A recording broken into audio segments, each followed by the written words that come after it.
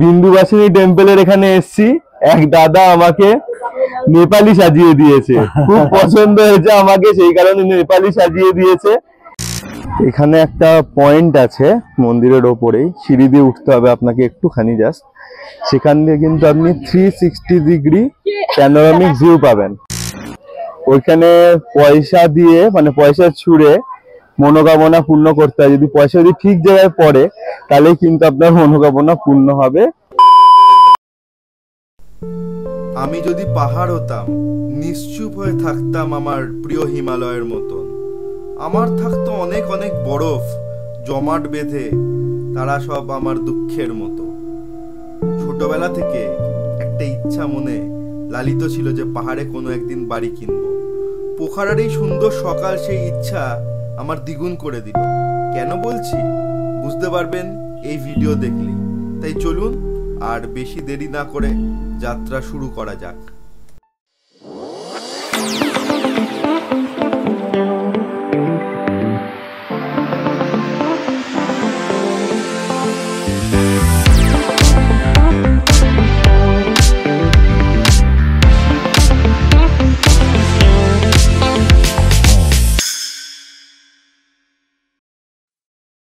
Good morning from Pokhara.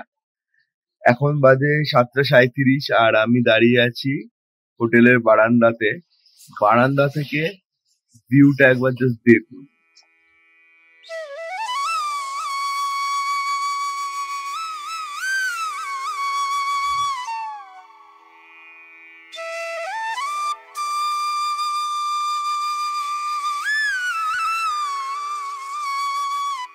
এখন বাজে 9:29 আর আমি বেরিয়ে পড়েছি পায়ে হেঁটে চারপাশটা একটু ঘুরে দেখবো বলে, কিন্তু বেশিক্ষণ দেখতে পারবো না, তার কারণ হোটেলে যেতে হবে। হোটেল থেকে আজকে পোখরার যে 4-5টা সাইট সিন হয় ইনক্লুডিং ফেভালে, সেইগুলো আজকে আমরা সব দেখবো। তো এখানে আজকে আমরা অফিস লাঞ্চ করে তারপরে আমরা বেরিয়ে যাব বিভিন্ন সাইট সিনের উদ্দেশ্যে। কিন্তু তার চারপাশটা কেমন, হোটেলের পরিবেশটা কেমন চারপাশে, তো সেটা দেখতে ইচ্ছা করে। তো সেই কারণে বেরিয়ে পড়েছি আর আপনাদেরকেও দেখাচ্ছি যে পোখারার রাস্তাঘাট কিরকম। ঠিক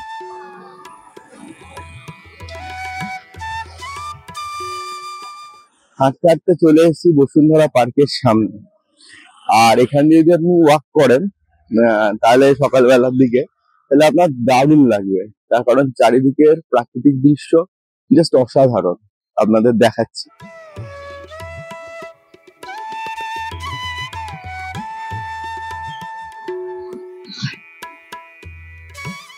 এবার আমি দেখছি যে বসুন্ধরা পার্কের ভেতরে ঢোকা যায় নাকি, খোলা আছে নাকি। যদি ঢোকা যায় তাহলে ঢুকে জায়গাটা কেমন অবশ্যই আপনাদের দেখাবো।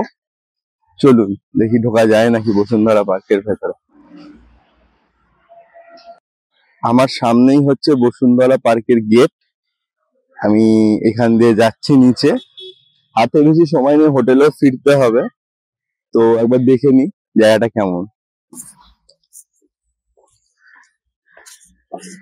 চলে এসেছি বসুন্ধরা পার্কের ভেতরে, আপনাদের দেখাচ্ছি জায়গাটা। একবার দেখালাম বাইরে দিয়ে, কিন্তু পার্কে ঢুকে কেমন লাগছে দেখুন।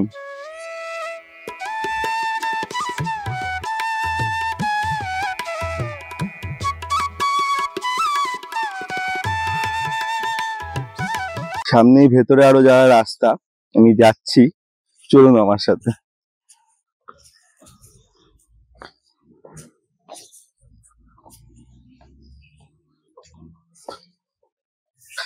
বসুন্ধরা পার্কের ভেতরে আপনি বিভিন্ন বসার জায়গাও পাবেন। যদি মনে হয় কিছুটা সময় এখানে বসে কাটাবেন সকালবেলার দিকে, আপনার কিন্তু প্রচন্ড ভাল লাগবে, কথা দিতে পারি।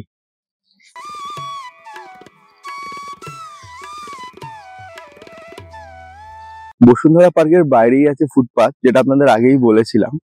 অবশ্যই সকালবেলা একবার ওখান দিয়ে হাঁটার চেষ্টা করবেন, ফ্রেশ অক্সিজেন আপনারা পাবেনই, গ্যারেন্টি রইল।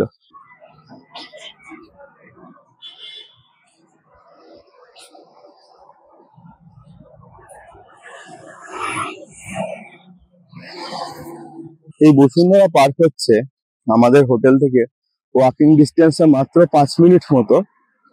তো সকালে এখানে এসে আরো যে পয়েন্ট গুলো যাবো পোখরার, সেইগুলো যার উদ্যান যেন অনেকটা বেড়ে গেল।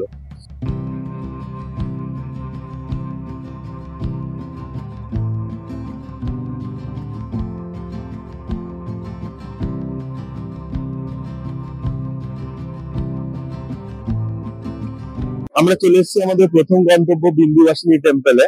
এটা হচ্ছে পোখরার প্রথম সাইট সিন। চলুন যাই ভেতরে।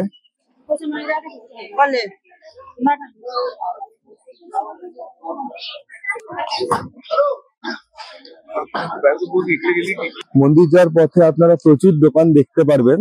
সেখানে নেপালি টুপি থেকে শুরু করে আপনাদের সুভেনিয়ার যে গিফট আইটেম গুলো থাকে, রুদ্রাক্ষের মালা, এগুলো কিন্তু আপনি সবই পেয়ে যাবেন। তো একবার ঢু মারতেই পারেন দোকানে। আমি একবার ঢু মারার চেষ্টা করব, দেখি কি আছে, কেমন কি দাম। রাস্তার পাশ দিয়ে উঠে গেছে সিঁড়ি, সেই সিঁড়ি দিয়ে উঠে আমাদেরকে যেতে হবে বিন্দুবাসিনী টেম্পলে। আর বয়স্কদের জন্য লিফটের ব্যবস্থা আছে।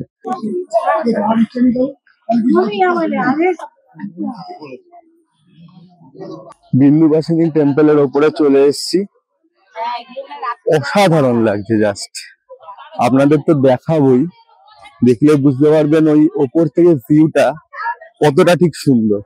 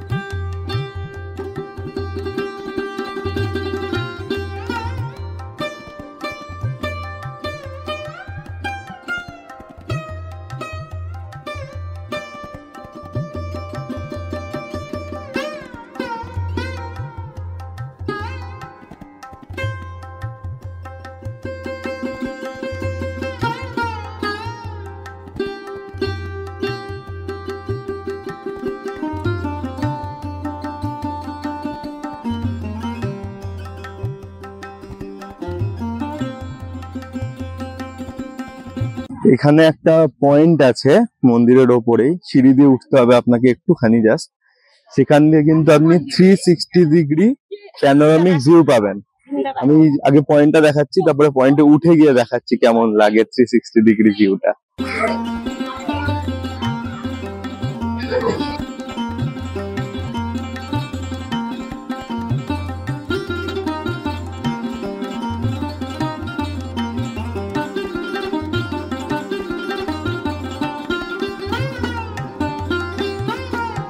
আপনাদের দেখালাম 360 ডিগ্রি ভিউটা, খুব অসাধারণ আমার তো লেগেছে। জানি না আপনাদের কেমন লেগেছে। আমার তরফ থেকে বিন্দুবাসিনী মন্দির 100% রেকমেন্ডেড। কখনোই এটা মিস করা যাবে না। যদি আপনারা পোখরা আসেন, অবশ্যই এই মন্দিরে আসবেন, দর্শন করবেন এবং এখানে প্রাকৃতিক সৌন্দর্যের মজা নেবেন। বিন্দুবাসিনী টেম্পল আসার জন্য যে সামান্য কয়েকটা সিঁড়ি ভাঙতে হবে, সেই কষ্ট দূর হয়ে যাবে উপরের দৃশ্য দেখে। অবশ্যই এখন নামছি সিঁড়ি দিয়ে আমি বিন্দুবাসিনী টেম্পল থেকে। আপনাদের মার্কেট প্লেসটা একটু দেখাবো, তারপরে আবার পরের গন্তব্যে।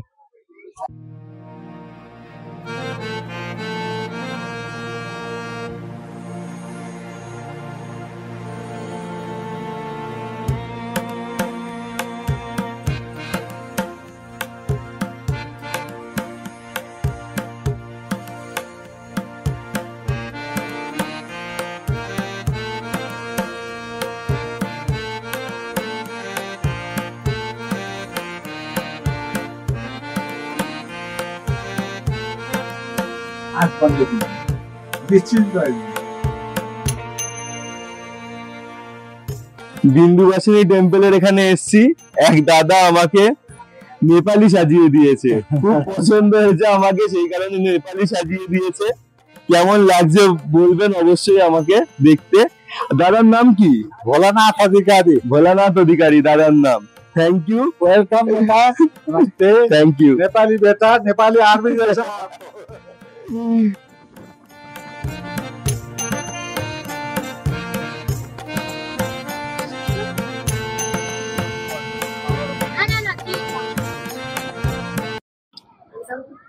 আমরা চলে এসেছি আমাদের সেকেন্ড স্পট দেবীস ফলসে।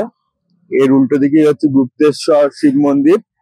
এটা দেখে আমরা চলে যাব ফেওয়া লেকে, পোখারার বিখ্যাত ফেওয়া লেক।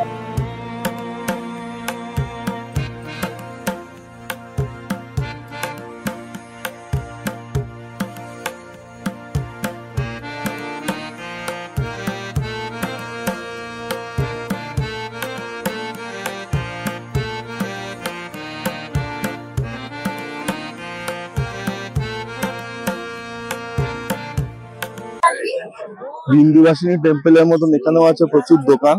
তো আপনারা বন্ধু বান্ধব বা পরিবার পরিজনের জন্য যদি কোনো সুভেনিয়ার গিফট কিনতে চান, এখান থেকেও কিনে নিতে পারেন।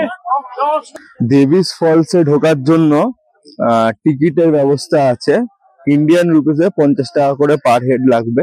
সিঁড়ি দিয়ে নেমে আপনাদের দেবীস ফলসের সামনে যেতে হবে। সেখানেই যাচ্ছি আমি এখন।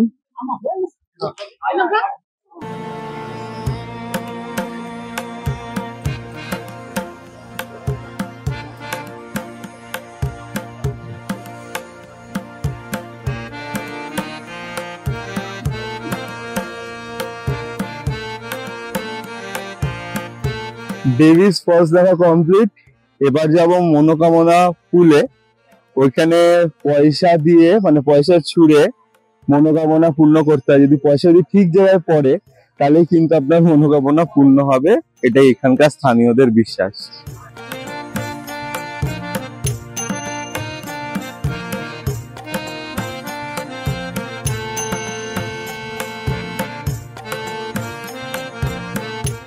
মনোকামনা পুলে আমার পয়সা সঠিক জায়গায় গিয়ে পড়েছে।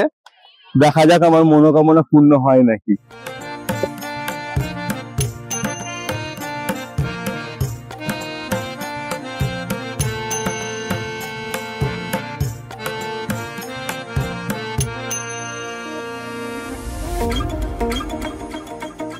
দেবীস ফলস আর মনোকামনা পুল দেখে এখন আমরা যাচ্ছি গুপ্তেশ্বর শিব মন্দিরে।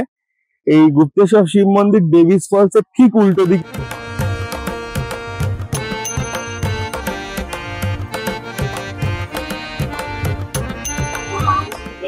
ঢুকে পড়েছি গুপ্তেশ্বর মহাদেব গুম্ফার মন্দিরের চত্বরে। এখানেও প্রচুর দোকান।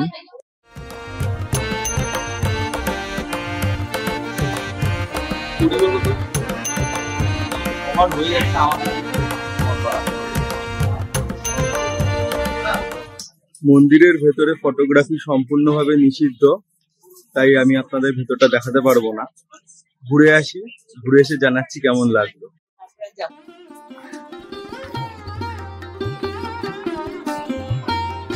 এখানে দুটো স্টেপে নামতে হবে। প্রথম স্টেপে নামলে আপনি শিবলিঙ্গ পাবেন এবং তারপরে স্টেপে হচ্ছে জলস্পর্শ করতে হবে। এখন নামছি প্রথম স্টেপের উদ্দেশ্যে। গুহাটা দেখা যাচ্ছে, এই হলো গুহা।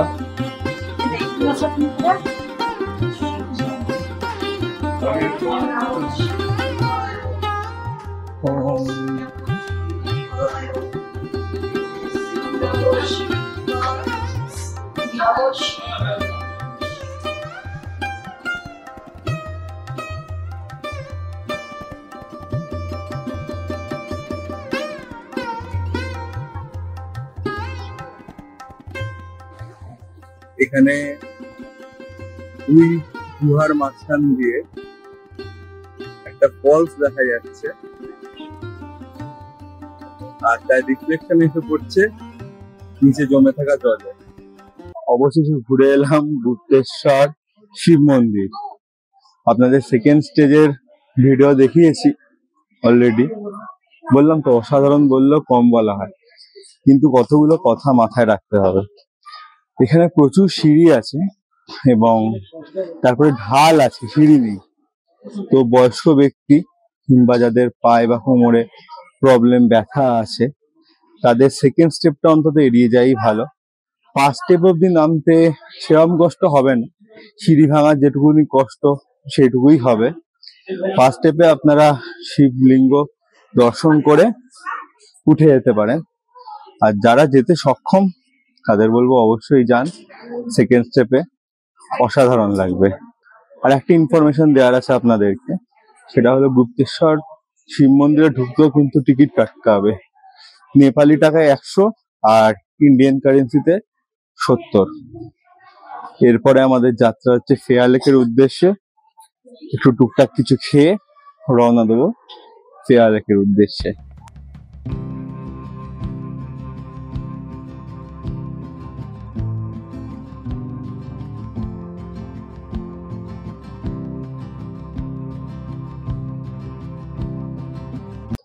চলে এসছি পোখারার মেন আকর্ষণে, ফেয়ার লেকে।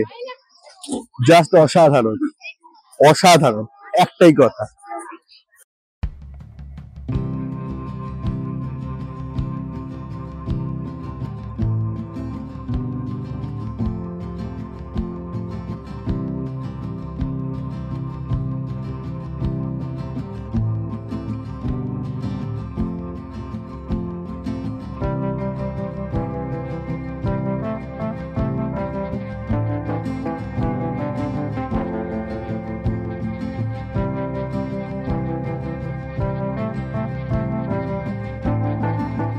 আমরা ফেয়ার লেকের ফার্স্ট স্পটে এলাম।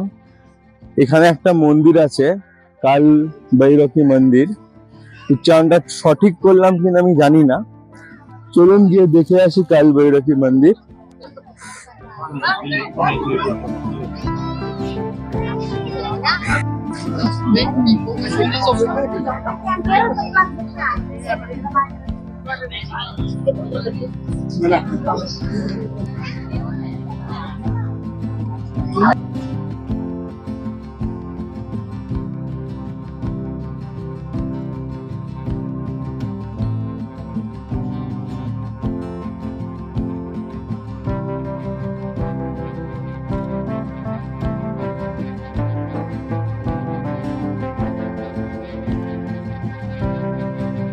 ফেয়ার লেকে নৌকা বিহার শেষ, আর এখানে নেমে দেখছি আরতি হওয়ার প্রস্তুতি হচ্ছে। তো আপনাদেরকে দেখাবো, প্রস্তুতিটা এখনো শুরু হয়নি, শুরু হলে তো দেখাবোই অবশ্যই। আর এখন প্রস্তুতিটা দেখাচ্ছি আপনাদের। পুরো মনে হবে আপনার বেনারস কিংবা হরিদ্বারে চলে এসছে।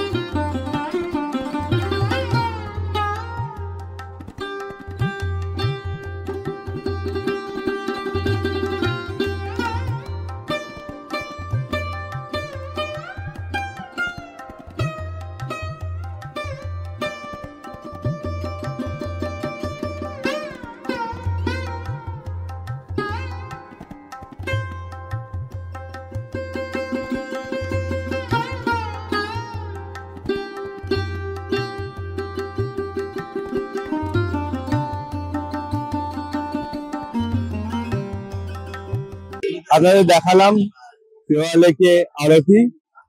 এরপরে আমি ফেয়ার লেক থেকে বেরিয়ে যাচ্ছি, এখানে আর কিছু করার নেই আপাতত। আমি ফেয়ার লেকের বাইরের শহরটা দেখাচ্ছি। ওখানে প্রচুর ক্যাফে, প্রচুর হোটেল, রেস্টুরেন্ট, বার সবকিছু আছে। তো ওইখানটায় আমি যাচ্ছি, কিন্তু ওখানে কোনো কিছুতে হাত দেওয়ার ক্ষমতা অন্তত আমার নেই। আপনারা যখন আসবেন তখন সেই সব জায়গায় গিয়ে অবশ্যই এনজয় করতে পারেন। যদি পকেটের জোর থাকে তবেই। চলুন।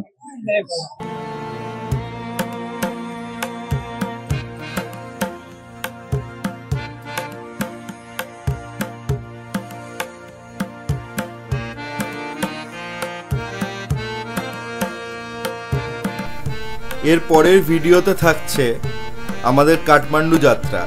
কাঠমান্ডু যাত্রার মাঝখানে হবে মনোকামনা দেবী টেম্পল দর্শন। সেখানে রোপওয়ের লাইন থেকে শুরু করে সমস্ত তথ্য থাকবে আপনার পরের ভিডিওতে, সুতরাং পরের ভিডিও একদম মিস করবেন না। চলুন, দেখা হচ্ছে পরের ভিডিওতে।